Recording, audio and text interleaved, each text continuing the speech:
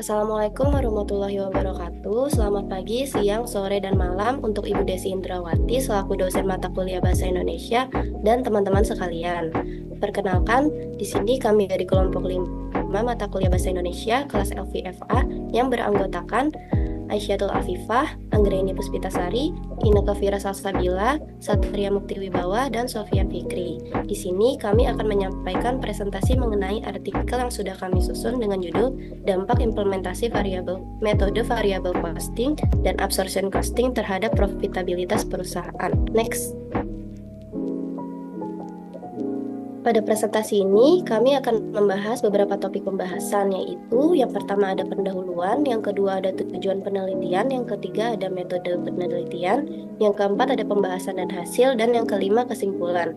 Selanjutnya akan dilanjutkan oleh Kak Inneke.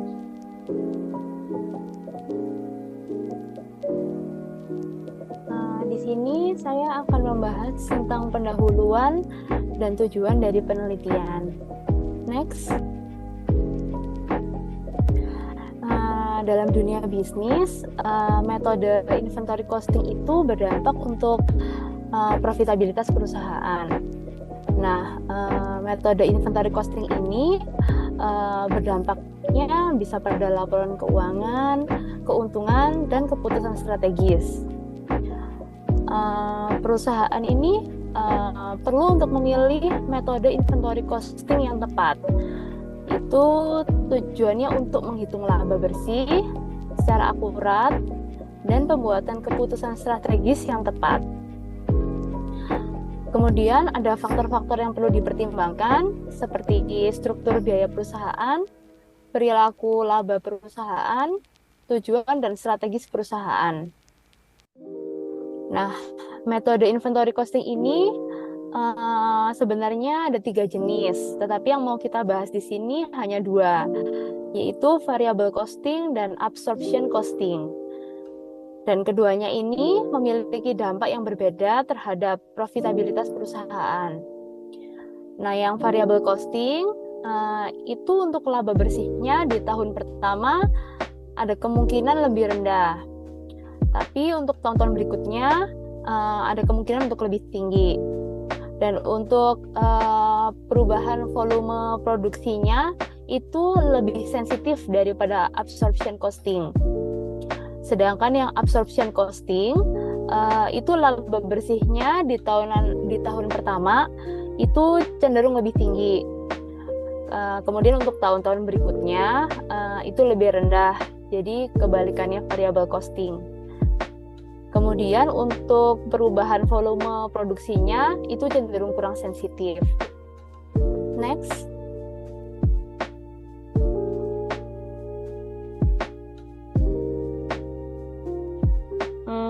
Next. Nah, di sini untuk tujuan penelitiannya untuk mengetahui perbedaan perhitungan dari metode variable costing dan absorption costing dalam penentuan inventory costing serta dampaknya terhadap profitabilitas perusahaan. Sekian dari saya, kemudian dilanjut oleh teman saya.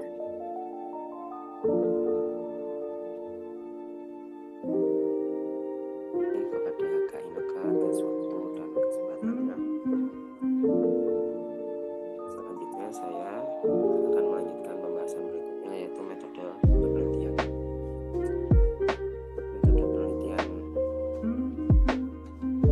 memiliki 4 poin, yaitu poin pertama metode penelitian itu sendiri, kemudian prosedur untuk poin yang kedua yaitu prosedur penelitian, poin yang ketiga yaitu populasi dan sampel, poin yang keempat yaitu pengumpulan data.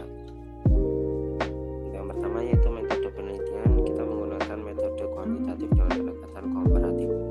Metode kuantitatif itu adalah metode yang menggunakan data numerik untuk mengumpulkan informasi, menganalisis, membuat suatu narasi, menjelaskan suatu penyelesaian permasalahan. Pendekatan komparatif yaitu pendekatan yang digunakan untuk membandingkan perbedaan metode biaya variabel dengan metode biaya penyerapan.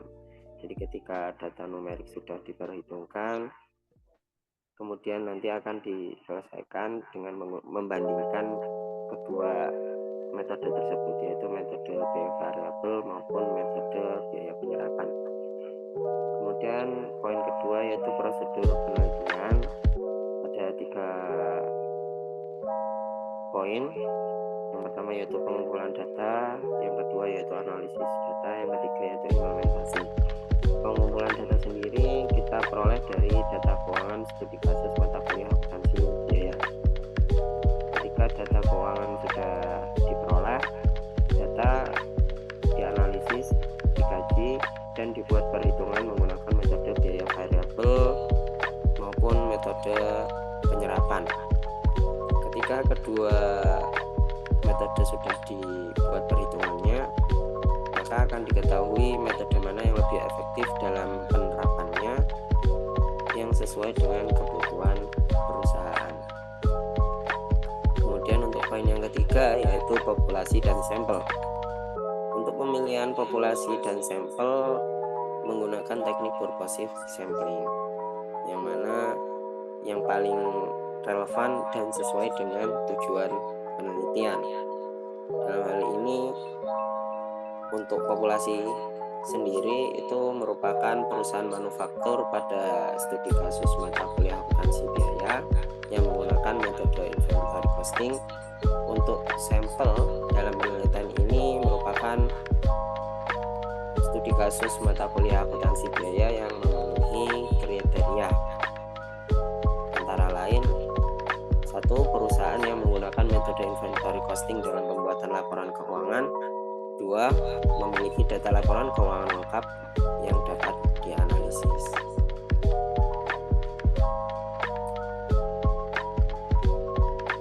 Berikutnya yaitu pengumpulan data. Pengumpulan data itu sangat diperlukan untuk mendukung penulisan dalam suatu penelitian. Data itu adalah sekumpulan fakta yang dibuat dengan angka, kalimat, maupun simbol yang berasal dari objek atau kejadian.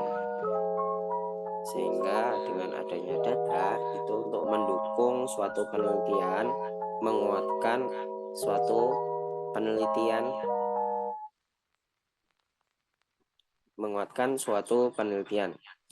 Nah, untuk pengumpulan data menggunakan dokumen dan studi pustaka.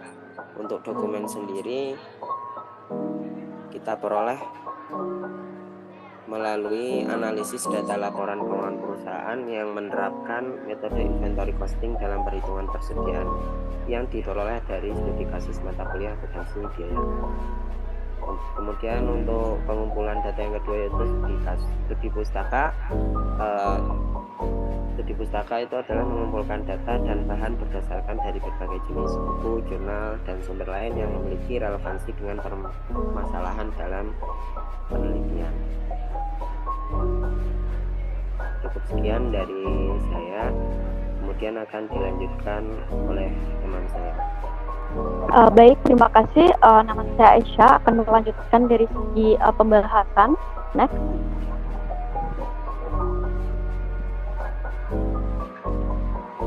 Jadi untuk perusahaan manufaktur itu sendiri merupakan perusahaan yang menyediakan berbagai produk yang dibutuhkan oleh konsumen maupun bisnis. Nah, perusahaan manufaktur ini tentunya tidak lepas dari yang namanya tantangan ya. Jadi ada beberapa tantangan yang harus dihadapi oleh perusahaan manufaktur ini dari segi operasional, yaitu ada manajemen bahan baku, proses produksi, dan juga dari segi distribusi produk jadinya. Next.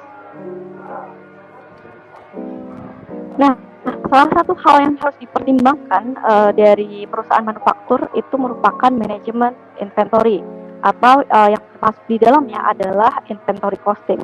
Nah, penentuan inventory costing ini harus tepat ya, karena itu berhubungan dengan persediaan kita, yang artinya nantinya juga akan berpengaruh juga pada COGS perusahaan. Nah, inventory costing ini apa sih? Jadi inventory costing ini merupakan metode yang digunakan untuk menentukan dan juga mengalokasikan biaya yang terkait dengan produksi dan juga penyimpanan barang. Nah, apa yang membuat inventory costing itu penting? Karena karena hal ini memiliki pengaruh terhadap beberapa hal, yaitu dari segi pelaporan keuangan perusahaan dan juga untuk pengambilan keputusan strategis yang termasuk di dalamnya yaitu harga jual produk, pengendalian biaya, dan juga profitabilitas dari perusahaan. Baik, selanjutnya akan dilanjutkan oleh teman saya, Kak Anggra ini. Oke, terima kasih Kak Aisyah. Di sini saya lanjutkan. PT ABC dapat memilih beberapa metode inventory costing, seperti variable costing dan absorption costing. Di sini setiap metode yang dipilih memiliki kelebihan dan kekurangan, dan dapat mempengaruhi nilai cost of goods sold dan laba perusahaan secara langsung. Oleh karena itu, pemahaman yang mendalam tentang setiap metode dan penerapannya sangat penting bagi PT ABC untuk mencapai efisiensi operasional dan keuangan yang optimal. Next. Di sini ada data persediaan dari PT ABC, yaitu ada total bahan baku langsung sebesar $25.000, kemudian ada tenaga kerja langsung sebesar $20.000, kemudian ada biaya overhead variabel sebesar $5.000, kemudian ada biaya overhead fix sebesar $15.000, dan total pemasaran sebesar $17.000. Di sini ada jumlah produksi dalam unit sebesar 1.000 unit, ending inventory-nya sebesar 100 unit, dan total penjualan di sini sebesar $90.000. Selanjutnya akan dilanjutkan oleh Kak Aisyah. Baik, next.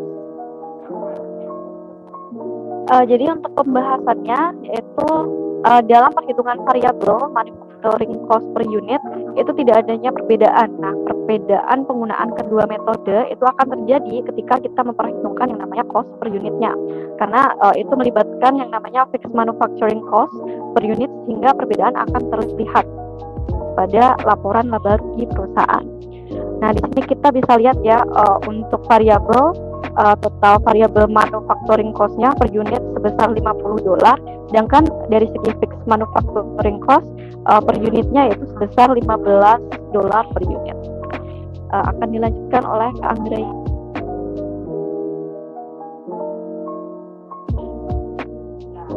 Oke, selanjutnya dari variable costing, jika semua barang yang diproduksi dari tahun tersebut itu terjual seluruhnya, maka operating income tahun pertama akan jauh lebih rendah pada metode ini.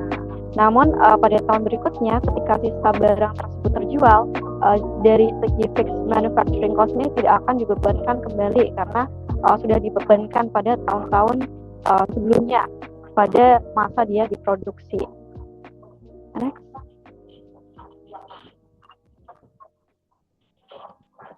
Selanjutnya akan dilanjutkan oleh Kak Anggra ini.